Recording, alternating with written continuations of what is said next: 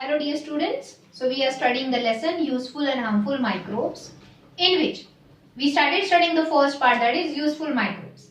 We studied two useful microbes, that is lactobacilli and rhizobium. The third useful microbe is yeast. सबसे पहला, what is the yeast? Yeast is unicellular fungus. Remember students, fungi are mostly multicellular, but yeast is the unicellular fungus. Fungus means what? Stain चपाती भाकरी पे एक cottony layer develop होता है, देखो उसको हम फंगस बोलते हैं. रेनी सीजन में ट्रीज के ऊपर ऐसे अम्ब्रेला लाइक मशरूम उगता है, वो भी एक फंगस है, लेकिन वो सारे मल्टी सेलुलर फंगस है. यीस्ट क्या है? Unicellular fungus. मैंने अभी बताया भाकरी चपाती पे जो फंगस उगता है वो हार्मफुल है, ट्रीज पे जो मशरूम लाइक फंगस उगता है वो भी हार्मफुल है, बट वो गए हार्मफुल फंगस. हम कौन से फंगस के बारे में बात कर रहे हैं? Useful fungus. The name is yeast. Let me tell you, yeast is also anaerobic, means it can produce energy in the absence of oxygen. It doesn't require oxygen for its growth. समझे? One more thing, the yeast are having more than 1500 species. मतलब yeast के 1500 से भी ज्यादा types है. Let me give you example. Baker's yeast, brewer's yeast, यहाँ पे मैं लिख रही हूं बेकर्स यीस्ट, ब्रूअर्स यीस्ट. ये मैंने दो ही टाइप यहाँ पे लिखे. बेकर्स यीस्ट मतलब जो ब्रेड वगैरह बनाने के लिए यूज होता है. ब्रूअर्स यीस्ट मतलब जो वाइन, अल्कोहल, दारू बनाने के लिए यूज होता है. तो ऐसे यीस्ट के 1500 से भी ज्यादा स्पीशीज मतलब टाइप्स है. स्टूडेंट्स, लास्ट वीडियो में मैंने एक एक्टिविटी बोला था to find out the products formed by yeast. Let me tell you that activity again. Take a bottle, in a bottle take a sugar solution, मतलब पानी में शुगर डिसॉल्व करके ये सोल्यूशन. ये क्या है? Sugar solution. ओके. अब इसमें पिंच ऑफ, बस एक थोड़ा सा यीस्ट पाउडर डाल दो. What you added in it? Yeast powder. हमको ये किसी भी बेकरी शॉप में भी मिलता है. Okay. As soon as you add it, इसको ढक्कन लगा के थोड़ा शेक करो. देन रिमूव द कैप, ढक्कन निकालो बॉटल का, और इसके ऊपर एक इन्फ्लेटेड बलून लगा दो. मतलब जो बलून में हवा नहीं है. ओके. हमने बलून से इस बॉटल का जो माउथ है वो क्लोज कर दिया. After 10 to 15 minutes what you will observe, ये जो बलून है धीरे धीरे ब्लो हो रहा है, मतलब उसके अंदर हवा भर रहा है और वो इंक्रीज हो रहा है साइज में. The balloon will look like this after some time. So with which gas it is filled? Let me tell.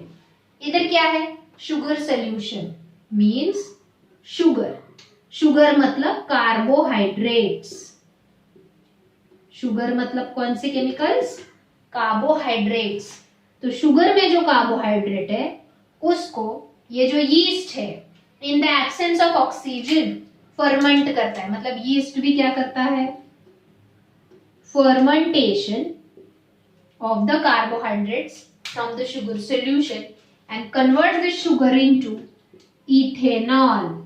मैं इथेनॉल का फॉर्मूला लिख रही हूँ यहाँ पे, C2H5OH plus carbon dioxide gas. Upward arrow मतलब गैस बाहर निकल रहा है. ये जो गैस यहाँ से बाहर निकल रहा है मतलब कार्बन डाइऑक्साइड जो बाहर निकल रहा है वो बलून में फिल होगा, इसलिए बलून ब्लो हो रहा है, मतलब साइज में बढ़ रहा है. सेकेंडली, यहाँ पे जो सोल्यूशन बचेगा अभी, अब वो शुगर सोल्यूशन नहीं रहेगा, अब वो क्या बन जाएगा? अल्कोहल, टाइप ऑफ दारू जिसको हम बोलते हैं. समझ में आया? Okay. So this process is called fermentation. क्यों करता है यीस्ट? क्योंकि यीस्ट जब यह कन्वर्जन कर रहा है शुगर का into ethanol and carbon dioxide, yeast gets energy from this. So another definition of fermentation. हमने फर्मेंटेशन का एक डेफिनेशन लैक्टोबैसिलाई में पढ़ा. The conversion of sugar of the milk, that is lactogen, into lactic acid with the help of lactobacilli is called fermentation. यहाँ पे दूसरा definition fermentation का, the conversion of carbohydrates of the sugar into ethanol and carbon dioxide by the yeast is called fermentation. Or simple way, during the process of obtaining nutrients from the carbohydrates of the sugar, the yeast converts sugar into ethanol and carbon dioxide. This is called fermentation. तो students exam में अगर सिर्फ आया define fermentation, दोनों भी definition लिखना है. Lactobacilli वाला फर्मेंटेशन में sugar converts into acid, yeast वाले फर्मेंटेशन में sugar converts into ethanol and carbon dioxide.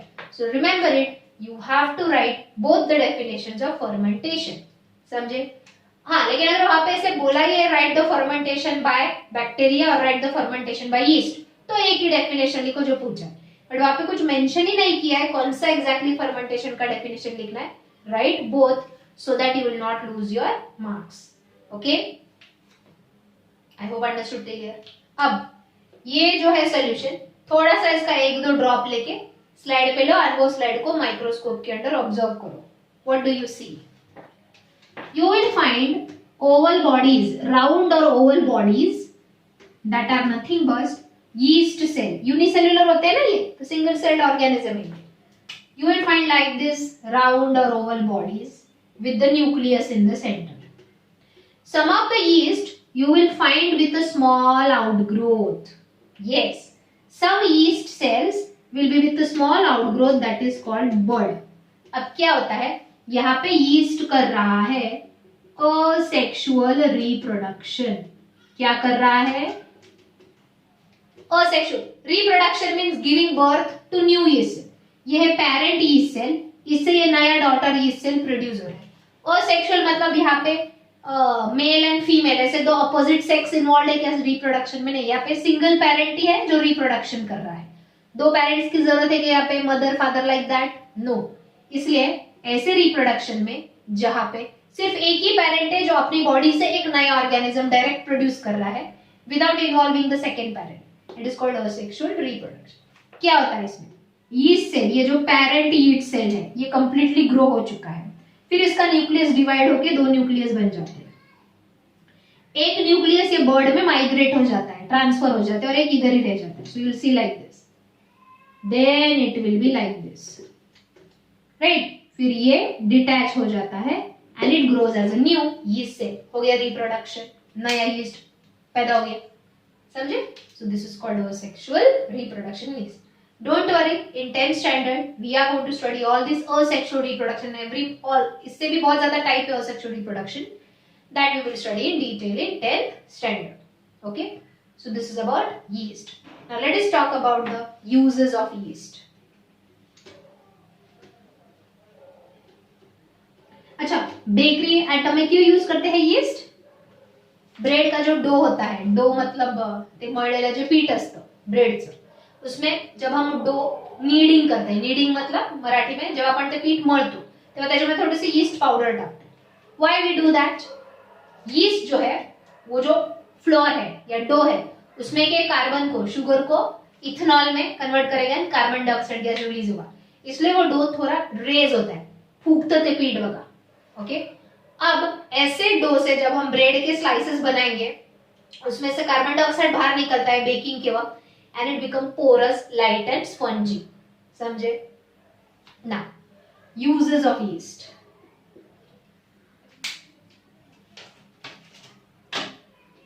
सबसे पहला द यीस्ट कॉल. अब मैं साइंटिफिक नाम लिख रही हूँ इसका. यीस्ट के कितने टाइप्स है? 1500 से भी ज्यादा टाइप्स है, उसमें से एक टाइप का नाम मैं लिख रही हूँ, the yeast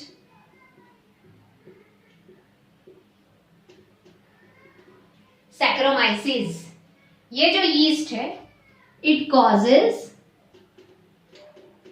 fermentation of sugar molasses. ये जो yeast है Saccharomyces, ये किसको फर्मेंट मतलब converting sugar into ethanol and carbon dioxide, right. Sugar molasses को फर्मेंट करता है. What is sugar molasses? Very simple, do you know sugar cane juice, उसाचा रस.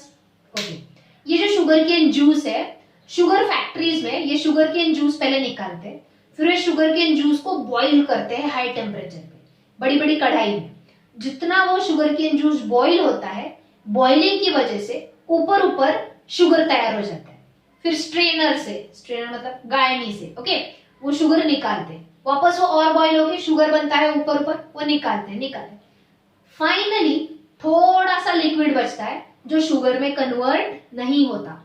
तो वो जो left over sugar cane juice है after boiling and taking out the sugar, वो जो लेफ्ट ओवर लिक्विड है that is called sugar molasses. ये जो शुगर मोलासेस है they are rich in carbohydrate. Obviously sugar cane juice है ये, तो इसमें भले ये लेफ्ट ओवर लिक्विड है, इसका शुगर नहीं बन रहा है, लेकिन इसमें कार्बोहाइड्रेट शुगर्स है, ओके। तो इसमें हम ये जो शुगर मोलासेस को थोड़ा ठंडा होने देते हैं, फिर उसमें हम कौन सा यीस्ट डालते हैं, सैक्रोमाइसिस यीस्ट का पाउडर डालते हैं। फिर ये जो सैक्रोमाइसिस यीस्ट है शुगर मोलासेस के कार्बोहाइड्रेट्स को फर्मेंट करता है एंड उससे प्रोड्यूस करता है प्राइमरी प्रोडक्ट इथेनॉल। मतलब सबसे पहले और सबसे ज्यादा क्या प्रोड्यूस होता है, ethanol. And secondary products are ester and other type of alcohols are also produce. Alcohol दारू का एक ही प्रकार नहीं है इथेनॉल, बहुत सारे, मिथेनॉल, ब्यूटेनॉल, बहुत सारे प्रकार है दारू के। तो सबसे ज्यादा फर्मेंटेशन से कौन सा अल्कोहल प्रोड्यूस होता है, इथेनॉल। फिर दूसरा प्रोडक्ट प्रोड्यूस होता है ईस्टर एंड अदर अल्कोहल्स। ये केमिकल्स जो भी है 10 स्टैंडर्ड में समझा गया, अभी सिर्फ याद रखो। So which is the primary product of the fermentation of sugar molasses. Primary मतलब सबसे पहले और सबसे ज्यादा क्या प्रोड्यूस होता है, ethanol. And the secondary products are ester and other alcohols. ना ये जो इथेनॉल प्रोड्यूस हो रहा है, किससे प्रोड्यूस हो रहा है, fermentation of sugar molasses. Nowadays we are not only dependent on sugar molasses to produce ethanol, we use maize,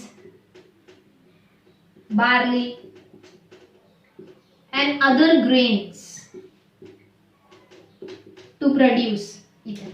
मतलब मेज, मक्का, बार्ली या अदर कोई व्हीट, गहूं, तांदूल, ये रहते हैं ना जितने भी फूड ग्रेन्स, उनकी हम पाउडर करते हैं, पेस्ट करते हैं, थोड़ा पानी ऐड करके उसमें हम सैक्रोमाइसिस डाल देते हैं, क्योंकि राइस, व्हीट, मेज, बार्ली, ये जो भी फूड ग्रेन्स है they are rich in carbohydrates. तो ईस्ट का काम है उनके कार्बोहाइड्रेट्स को इथेनॉल में कन्वर्ट करना। क्यों बट चाहिए क्यों, दारू चाहिए क्यों? लेट मी टेल यू, ये वाला जो अल्कोहल है ये गुड पर्पस के लिए यूज होता है। मीन्स किस लिए, let me explain. This ethanol is clean and smokeless fuel। Petrol क्या है, फ्यूल है जिस पर से गाड़ियां चलती है, जिसकी वजह से गाड़ियां चलती है। बट पेट्रोल जब बर्न होता है तो carbon dioxide, sulphur dioxide, nitrogen dioxide ऐसे हार्मफुल गैसेस रिलीज करता है जिससे एयर पोल्यूशन होता है। Let me tell you, ethanol burns without smoke. जब इथेनॉल जलता है तो ये हार्मफुल गैसेस रिलीज नहीं होते। इसीलिए आजकल इंडिया में भी इथेनॉल प्रोडक्शन बहुत ज्यादा स्केल पे हो रहा है, दो रीजंस के लिए। सबसे पहला, आजकल का जो पेट्रोल है उसमें इथेनॉल मिक्स्ड पेट्रोल होता है। वो क्या होगा, उससे फ्यूल की क्वांटिटी भी बढ़ती है एंड पेट्रोल थोड़ा है साथ में थोड़ा इथेनॉल है तो स्मोक प्रोड्यूस भी कम होगा। Now you must be thinking, फिर गाड़ी में इथेनॉल ही क्यों नहीं डालते? इथेनॉल बर्न्स क्विकली, पेट्रोल धीरे धीरे जलता है इसलिए गाड़ी ज्यादा डिस्टेंस कवर करती है। इथेनॉल बहुत फास्ट बर्न हो जाता है तो ऑब्वियसली गाड़ी का जो इंजन है उसका जो कैपेसिटी वो बढ़ाना पड़ेगा, बहुत ज्यादा इथेनॉल बार बार भरना पड़ेगा क्योंकि इमीडिएटली जल जाता है।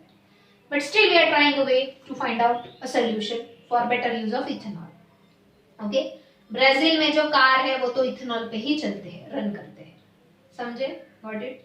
सो ethanol is used as a clean and smokeless fuel because it doesn't cause air pollution. Next, from the ethanol we can produce another product such as spirit and other alcohols भी हम ethanol से produce कर सकते हैं। Spirit क्या है? Injection देने से पहले या देने के बाद डॉक्टर देखो एक स्वाब लगाता है, ठंडा ठंडा लिक्विड लगता है वो जिधर इंजेक्शन दिया वहां पे। स्पिरिट एक डिसइंफेक्टेंट है, वो जर्म्स को किल करता है। स्पिरिट लैम्प भी होते हैं, देखो हमारे लेबोरेटरीज में, स्कूल की लेबोरेटरीज में स्पिरिट लैम्प भी होता है। मतलब वो जो लैम्प्स है उसमें केरोसिन, पेट्रोल नहीं होता, उसमें इथेनॉल होता है जो स्मोकलेसली बर्न होता है so that we can perform the chemical reactions in the lab. Okay, the next one, the yeast called Yarovia lipolytica. ये साइंटिफिक नेम है, देखो another type of yeast, Yarrowia lipolytica. ये जो यीस्ट है it is use to control air pollution. कैसे? ये जो यीस्ट है ये क्या क्या एब्जॉर्ब करता है? पाम ऑयल, पता है पाम ऑयल? पाम ऑयल ये एक लो क्वालिटी ऑयल है जो हम मोस्टली दिया जलाना वगैरह ऐसे पर्पज के लिए यूज करते हैं. हम खाने के लिए पाम ऑयल ज्यादा यूज नहीं करते. तो जिस इंडस्ट्री में पाम ऑयल तैयार होता है, वेजिटेबल ऑयल से ये तैयार होता है, ओके, वेजिटेबल से ये ऑयल तैयार होता है, वहां पे जब पाम ऑयल प्रोड्यूस होता है तो हार्मफुल केमिकल्स एयर में रिलीज होते हैं. तो ऐसे इंडस्ट्रीज में ये जो यीस्ट है कोने कोने में रखा होता है. ये यीस्ट क्या करता है? वो हार्मफुल केमिकल्स को एब्जॉर्ब करता है. तो वहां के जो वर्कर्स है ब्रीदिंग के थ्रू उनके बॉडी में हार्मफुल केमिकल्स नहीं जाते. One more thing, there are some other industries, बड़े बड़े कंपनीज होते हैं प्रोसीजर में, वहां पे heavy metals and minerals are released which are not good for the body of the workers. तो ऐसे heavy metals, poisonous metals, minerals which are released in the air are absorbed by the yeast Yarovia lipolytica. समझे? Okay. The next name of the yeast I will write here. The yeast name called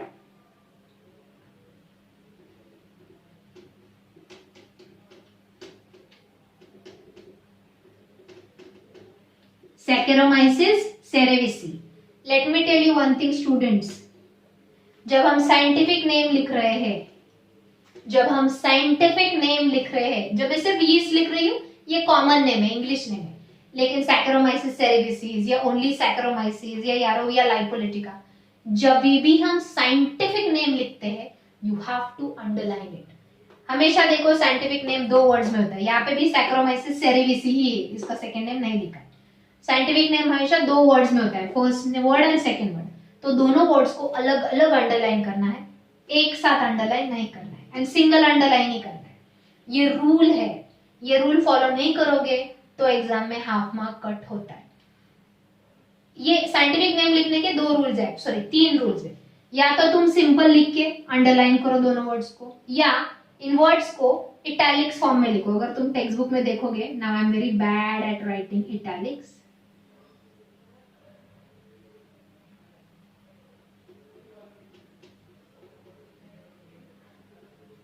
अब ऐसे slanting होता है, देखो italics form में लिखो. Text book में देखो ये जितने भी साइंटिफिक नेम्स है ऐसे इटैलिक्स में होंगे, बट इस लिखने में टाइम भी जाता है और हमको परफेक्टली आता भी नहीं वो लिखते हो. सो बेटर क्या करो, अंडरलाइन. या तीसरा रूल है, तुम इसको बोल्ड फॉन्ट में लिखो. अंडरलाइन मत करो लेकिन बोल्ड एकदम डार्क लिखो. उसमें भी टाइम वेस्ट करने की जरूरत नहीं. अपना सिंपल लिखो एंड अंडरलाइन लिखो. समझे? ये रूल है, याद रखो. अभी से आदत लगाओ तो 10th में भी मार्क्स नहीं जाएंगे. Okay, so these are the uses of yeast. हाँ, इसका यूज बताना रह गया. The yeast Saccharomyces cerevisiae is used to absorb a harmful pollutant from the air. एक harmful chemical air में का जिसका नाम है arsenic.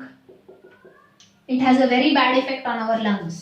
तो ऐसे harmful arsenic को absorb करने के लिए कौन सा yeast यूज करते हैं?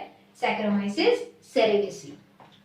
Okay students, so here we are done with the next type of useful microorganism, that is yeast, and these all are the uses of yeast. Sorry, one more is left. The yeast is also used in making wine.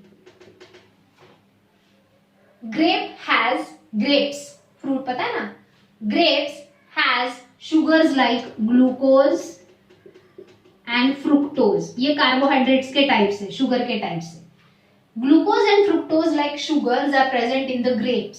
When the yeast Saccharomyces is used to ferment these sugars in the grapes, we get alcohol which is used to make wine. समझे? So how many uses we studied? 7 uses of yeast. Learn it properly. So students, हमारे 3 useful microorganism पढ़ के हो गए. Lactobacilli, Rhizobium and yeast. The next useful microorganism is the fungus Penicillium.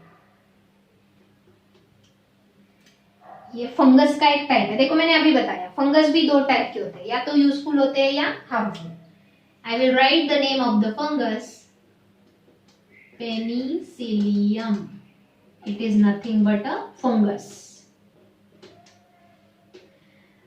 एक scientist है microbiologist. Microbiologist मतलब scientist who study micro organisms.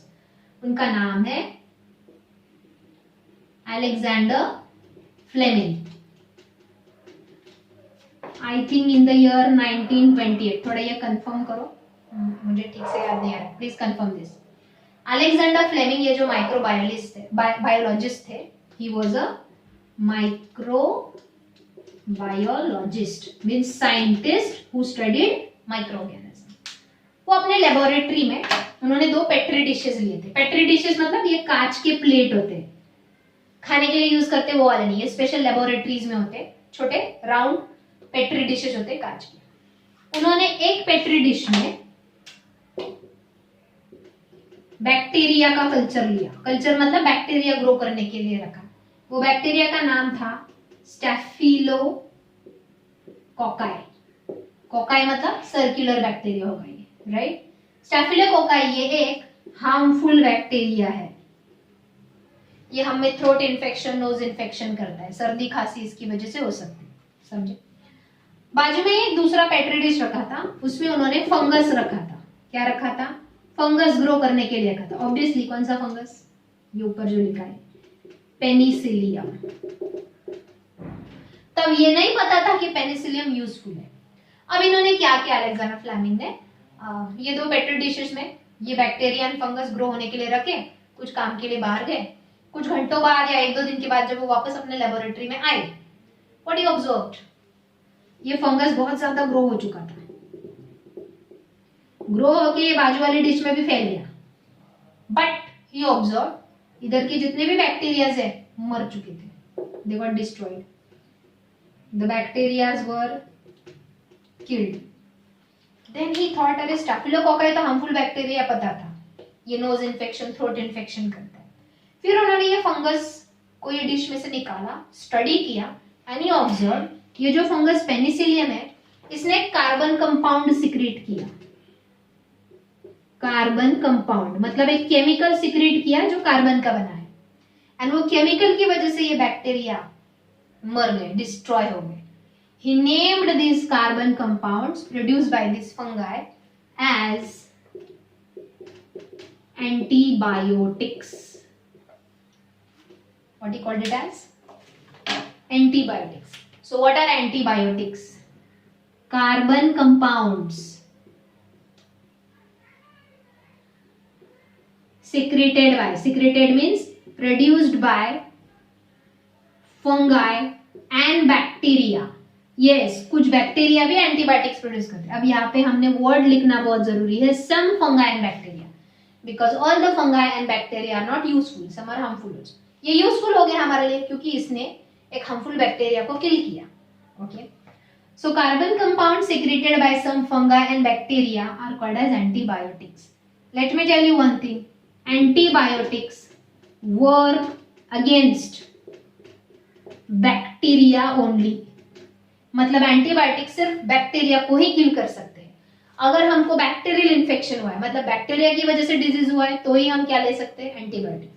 क्योंकि antibiotics सिर्फ बैक्टीरिया को किल करते हैं, ह्यूमन बॉडी सेल्स को हार्म नहीं करते अगर प्रॉपर डोज में लिया तो। ओके, बट अगर हमको वायरल इन्फेक्शन हुआ है, मतलब हमको डिजीज वायरस की वजह से हुआ है, तो antibiotics will not work because antibiotic has no effect on virus.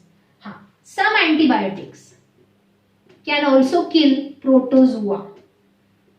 Bacteria को तो किल कर ही सकते हैं एंटीबायोटिक्स, लेकिन कुछ एंटीबायोटिक्स है, some antibiotics can kill protozoa. Protozoa मतलब अमीबा, पैरामीशियम जैसे ऑर्गेनिज्म। देखो रेनी सीजन में पानी मडी वाटर आता है, गंदा पानी आता है थोड़ा। ओके, हमने वैसे के वैसा पानी पिया तो वो पानी में से अमीबा हमारे स्टमक में जाता है, फिर अमीबा स्टमक में जाने की वजह से हमारे स्टमक को वो अपसेट करता है, अंदर से इन्फेक्ट करता है, फिर लूज मोशन होता है। इसीलिए it is said during rainy season we should drink boiled water, क्योंकि बॉइल्ड वाटर में ये जो प्रोटोजुआ है वो मर जाते हैं। Okay, that is another part. So I hope you understood antibiotics. Now students, we are going to study the very important point, types of and अच्छा वन मोर थिंग, तो पेनिसिलियम नाम के फंगस में तो एक्सीडेंटली डिस्कवर हुआ कि purposely उन्होंने experiment किया था? नहीं। तो देखो मोस्ट ऑफ द एक्सपेरिमेंट्स या most of the invention discoveries have happened accidentally. मतलब इन्होंने एक्सीडेंटली जस्ट ऐसे, उनके दिमाग में भी नहीं था, दो डिशेस बाजू बाजू रखे, चले गए अपने किसी और काम के लिए, वापस आए, देखा ये इसको मार रहा है, फिर उससे डिस्कवर हुआ antibiotics. So which is the first discovered antibiotics? The first discovered antibiotics is discovered from the fungus Penicillium. Hence the name of the antibiotics is penicillin. तो सबसे पहला जो एंटीबायोटिक डिस्कवर हुआ which kills the bacteria वो है penicillin. And with the discovery of antibiotics there was a great success in the medical field. मतलब scientists could find the medicine to kill or to treat number of bacterial diseases. क्योंकि अगर bacteria की वजह से disease हो रहा है तो सिंपली क्या दे दो, एंटीबायोटिक्स दे दो, वो बैक्टीरिया मर जाएंगे. बट ये ऐसे ही नहीं, इसके बाद भी बहुत सारे इन्वेंशन जो है, उसके बाद there are 2 types of antibiotics. Let us study that.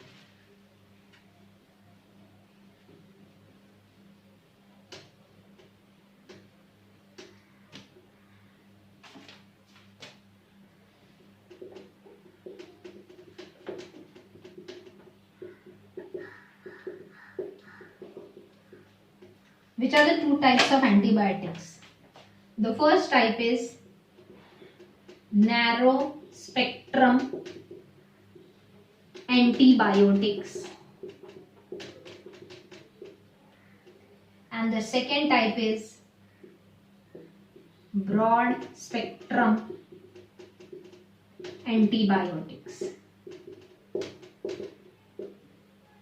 Narrow means small. तो ये जो एंटीबायोटिक्स है वो small number of small number few types of bacteria को ही किल करते हैं. बहुत कम टाइप के बैक्टीरिया है जिनको एंटीबायोटिक्स किल करते हैं. Broad spectrum means they can kill many types of bacteria. Means जब हम डॉक्टर के पास जाते हैं, कुछ बैक्टीरिया से जो डिजीज होता है उसके सिम्टम्स बहुत कॉमन है. सिम्टम मतलब changes in the body after getting disease. तो when we know the exact bacteria because of which the disease is there, then we give narrow spectrum. मतलब डॉक्टर को पता है कि हाँ इस बैक्टीरिया की वजह से ही ये डिजीज है, तब नैरो स्पेक्ट्रम एंटीबायोटिक्स दिया जाता है. But sometimes we show only symptom but we don't come to know कि कौन से बैक्टीरिया की वजह से ये डिजीज है. वी मतलब doctors doesn't come to know कि कौन से बैक्टीरिया की वजह से ये डिजीज है. That time broad spectrum antibiotics are given. क्योंकि ब्रॉड स्पेक्ट्रम बहुत सारे टाइप के बैक्टीरिया को किल कर सकते हैं. तो मुझे नहीं पता, suppose I am a doctor, I don't know exactly कौन सा बैक्टीरियल इन्फेक्शन है, मैंने ब्रॉड स्पेक्ट्रम दे दिया तो बहुत सारे टाइप के बैक्टीरिया को ऐसे ही मार सकता है. Okay, so I will give you example of narrow spectrum antibiotics. Example penicillin is a narrow spectrum antibiotics. I think erythromycin also is a narrow spectrum antibiotics. But broad spectrum antibiotics are ampicillin, amoxicillin, tetracycline. These are the broad spectrum antibiotics. Students, you have to learn this very important definition of antibiotics and its types with examples. Odd one out में भी इधर marks जा सकते हैं. For example, तुमको odd one out में दिया ampicillin, erythromycin, amoxicillin and tetracycline. Which is odd one out? Erythromycin, because all the other 3 are broad spectrum antibiotics, but erythromycin is a narrow spectrum. समझे? I hope you understood today's topic. Antibiotics के बारे में और भी हमको पढ़ना है, but in the next lecture. Till the time complete your notes. Thank you.